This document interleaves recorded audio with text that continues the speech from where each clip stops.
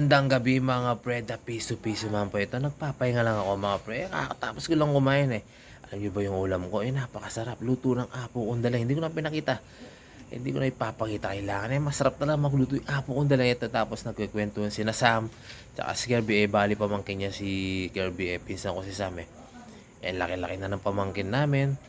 Saba pa ng buhok niya ganito lang yung buhok niya dati. Kamusta ka? Okay Ito lang pamangkin ko. po. Kamusta? Ang laki-laki mo na. Okay lang ako. Ilan taong ka na ngayon? 20 po. 20? Mukhang 14 ka lang mga pre. Nagulat sa'yo si Nang. Anong ginagawa mo ngayon? Wala, ito nakaupo. Oo nga, nakaupo. Ano yung ginagawa mo sa buhay mo? Wala. Chumo bale. Tsumubali. Ang galing-galing mo pala magkapampangan. Tinatagalog kita mga pre. Ayun, kasama niya po si Sam. Yan po. Anong masasabi mo ngayon dahil bumalik ka dito kina Apon Daleng? Wala lang. Maganda. Magandang buhay. Magandang buhay. Siyempre, napakabait na nga po natin mga pre.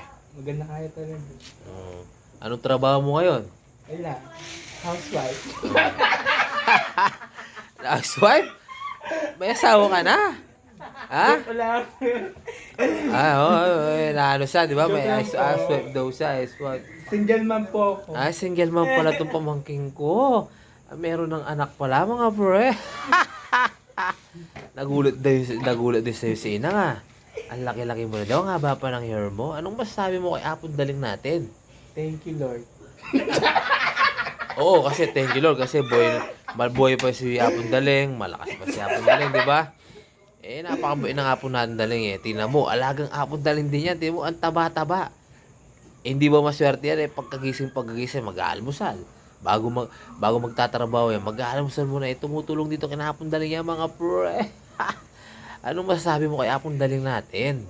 Maraming salamat po sa kanya kasi pinalaki po kami maayos, payapa, at ginhawa ang buhay namin.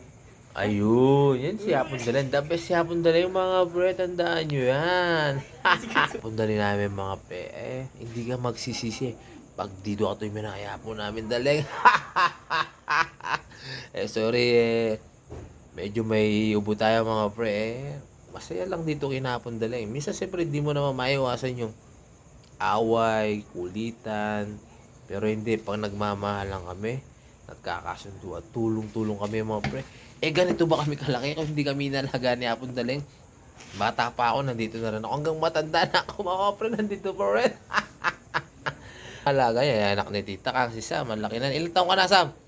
13. 13, ikaw 20? Opo. Ang layo, 7 years mga pre. Pero tito niya yun, si Sam, tito niya. Tapos ito pamangkin namin. Di ba? Dati lalaki, ngayon binabae. Anong pangarap mo sa buhay mo? Kirby na. Police. Maging pulis sana. Oo, pero wala eh. Ngayon, Teacher. teacher. Anong gusto mong turo? Anong English tuturo? major po. English? May English ka nga. Joke mo po. Joke lang daw ako, bro. English. Joke lang po yun. Si Apong namin Daling natutulog na.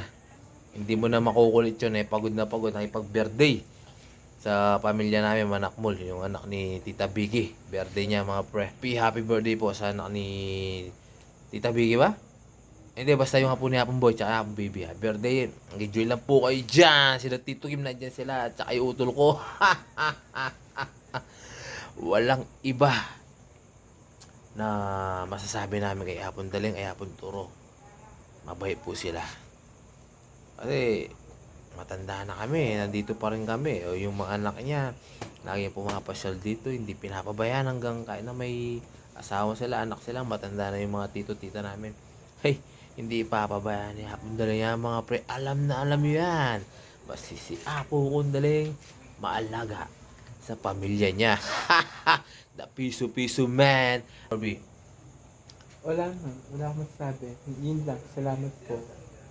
Ikaw, Sam. Wala. Wala daw. Di wala. The piso-piso man po. Thank you.